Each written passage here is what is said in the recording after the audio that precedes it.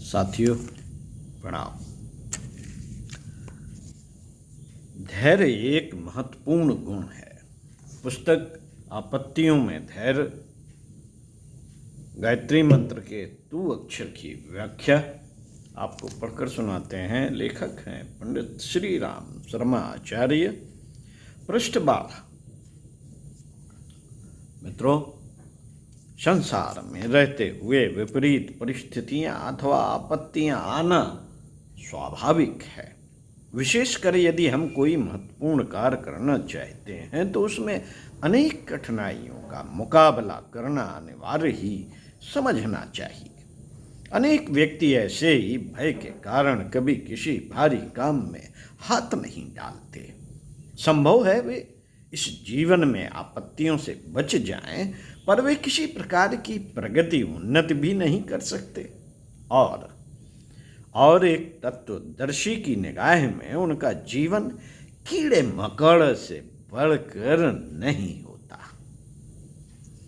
जिसने शरीर धारण किया है उसे सुख दुख दोनों का ही अनुभव करना होगा। शरीरधारियों को केवल सुख ही सुख या केवल दुख कभी प्राप्त नहीं हो सकता।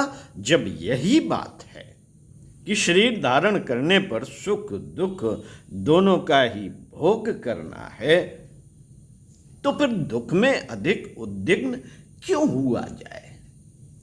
सुख दुख तो शरीर के साथ लगे ही रहते हैं। हम धैर्य धारण करके उनकी प्रगति को ही क्यों न देखते रहें। जिन्होंने इस रहस्य को समझकर धैर्य का आश्रय ग्रहण कर लिया है, संसार में वे ही सुखी समझे जाते हैं। दुखों की भयंकरता को देखकर विचलित होना प्राणियों का स्वभाव है, किंतु जो ऐसे समय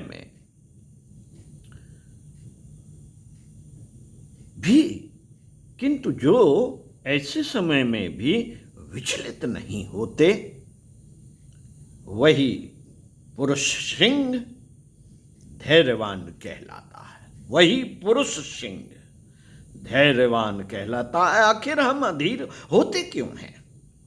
इसका कारण हमारे हृदय की कमजोरी के सिवा और कुछ भी नहीं है। इस बात को सब कोई जानते हैं कि आज तक संसार में ब्रह्मा से लेकर कृमि कीट पर्यंत संपूर्ण रूप से सुखी कोई भी नहीं हुआ। सभी को कुछ न कुछ दुख अवश्य हुए हैं, फिर भी मनुष्य दुखों के आगमन से व्याकुल होता है। और यह कमजोरी ही कही जा सकती है। महापुरुषों के सिर पर सींग नहीं होते। वे भी हमारी तरह 2 हाथ और 2 पैर वाले 3.5 हाथ के मनुष्याकार जीव होते हैं,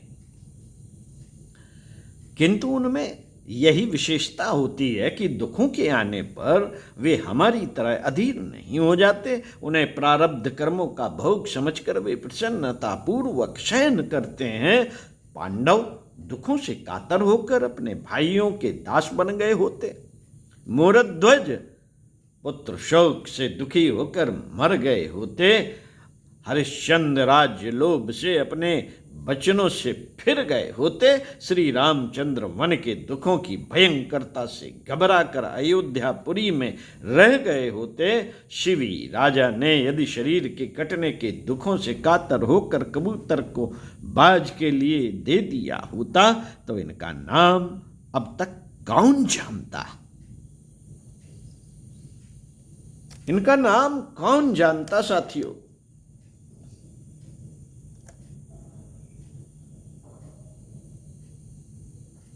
लेकिन इनका नाम अभी तक ज्यों का त्यों ही जीवित है। इसका एकमात्र कारण उनका धैर्य ही तो है। अपने प्रियजन के वियोग से हम अधीर हो जाते हैं, क्योंकि वह हमें छोड़कर चल दिया। इस विषय में अधीर होने से क्या चलेगा, क्या काम चलेगा? क्या वह हमारी अधीरता को देखकर लौट आएगा? यदि नहीं तो हमारा अधीर होना व्यर्थ है। फिर हमारे अधीर होने का कोई समुचित कारण भी तो नहीं, क्योंकि जिसने जन्म धारण किया है उसे मरना तो एक दिन है ही। जो जन्मा है वह मरेगा भी। संपूर्ण सृष्टि के पितामह ब्रह्मा है। चराचर सृष्टि उन्हीं से उत्पन्न हुई। अपनी आयु समाप्त होने पर वे भी नहीं रहते, क्योंकि वे भी भगवान विष्णु के नाभि कमल से उत्पन्न हुए हैं। अतः महाप्रलय में वे भी विष्णु के शरीर में अंतर्निहित हो जाते हैं। यह अटल सिद्धांत है। यह अटल सिद्धांत है कि जायमान वस्तु का नाश होता ही है और होगा ही। तो फिर तुम उस प्रिय का शोक क्यों करते हो? उसे तो मरना ही था, आज नहीं तो कल, और कल नहीं तो परसों। सदा कोई जीवित रहा भी है जो वह रहता जहां से आया था चला गया। एक दिन तुम्हें भी जाना है। जो दिन शेष हैं उन्हें धैर्य के साथ उस गुणासागर के गुणों के चिंतन में बिताओ। शरीर व्याधियों का घर है। जाति, आयु, भोग को साथ लेकर ही तो यह शरीर उत्पन्न हुआ है। पूर्व जन्म के जो भोग हैं वे तो भोगने ही पड़ेंगे। दान, पुण्य, जप, तप और औषधि उपचार करो अवश्य, किंतु उनसे आराम न होने पर अधीर मत हो, क्योंकि भोग की समाप्ति में ही दान, पुण्य और औषधि कारण बन जाते हैं। बिना कारण के कारण नहीं होता। तुम्हें क्या पता कि तुम्हारी व्याधि के नाश में क्या कारण बनेगा? तुम्हें क्या पता?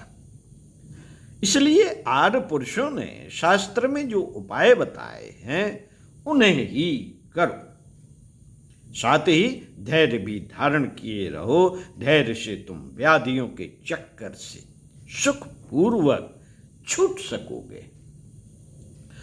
जीवन की आवश्यक वस्तुएं जब नहीं प्राप्त होती हैं तो हम अधीर हो जाते हैं।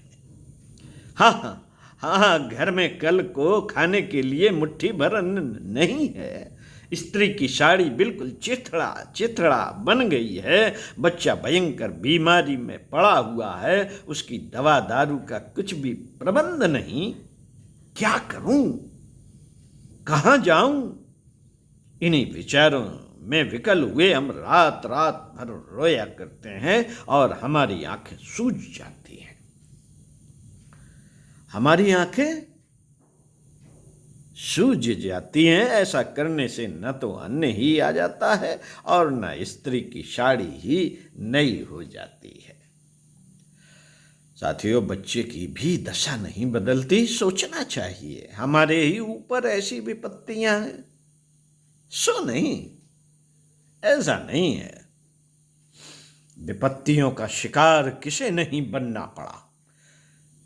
त्रिलोक के इस इंद्र ब्रह्म हत्या के भय से वर्षों घोर अंधकार में पड़े रहे। चक्रवर्ती महाराज हरिश्चंद्र डोम के घर जाकर नौकरी करते रहे। इनकी स्त्री अपने मृत बच्चों को जलाने के लिए कफन तक नहीं प्राप्त कर सकी। जगत के आदि कारण मर्यादा पुरुषोत्तम श्री रामचंद्र जी को 14 वर्षों तक घोर जंगलों में रहना पड़ा। वे अपने पिता चक्रवर्ती महाराज दशरथ को पाव भरा आटे के पिंड भी न दे सके।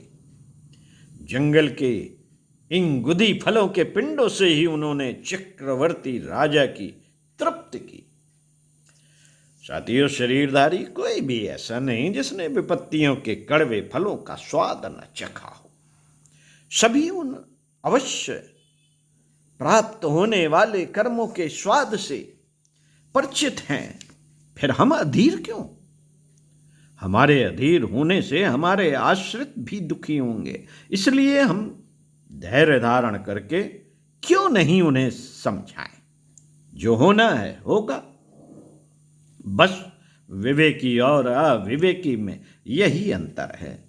जरा, मृत्यु और व्याधियां दोनों को ही होते हैं, किंतु विवेकी उन्हें अवश्यंभावी समझकर धैर्य के साथ सहन करता है और अज्ञानी विकल होकर विपत्तियों को और बढ़ा लेता है।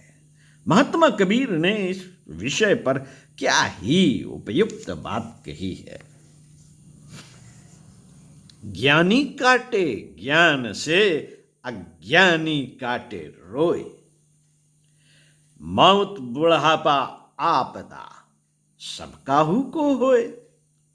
जो धैर्य का आश्रय नहीं लेते वे दीन हो जाते हैं, परमुखापेक्षी बन जाते हैं। इससे वे और भी दुखी होते हैं। संसार में परमुखापेक्षी बनना, दूसरे के सामने जाकर गिड़गिड़ाना, दूसरे से किसी प्रकार की आशा करना, इससे बढ़कर दूसरा कष्ट और कोई नहीं। इसलिए विपत्ति आने पर धैर्य धारण किए रहिए और विपत्ति के कारणों को दूर करने एवं सुविधा प्राप्त करने के प्रयत्न में लग जाइए। साथियों, जितनी शक्ति अधीर होकर दुखी होने में खर्च होती है, उससे आधी शक्ति भी प्रयत्न में लगा दी जाए तो हमारी अधिकांश कठिनाइयों के निवारण का हल निकल सकता है। पंडित श्री राम शर्मा आचार्य साथियों अगले वीडियो में पढ़कर सुनाएंगे प्रत्येक परिस्थिति में आगे बढ़िए। इसी पुस्तक से सुनते रहिए कुछ अच्छा और पढ़ते रहिए कुछ अच्छा। स्वाध्याय भी चिकित्सा का एक कारगर उपाय हो सकता है अगर आप इस पर फेथ करें। ओम शांति।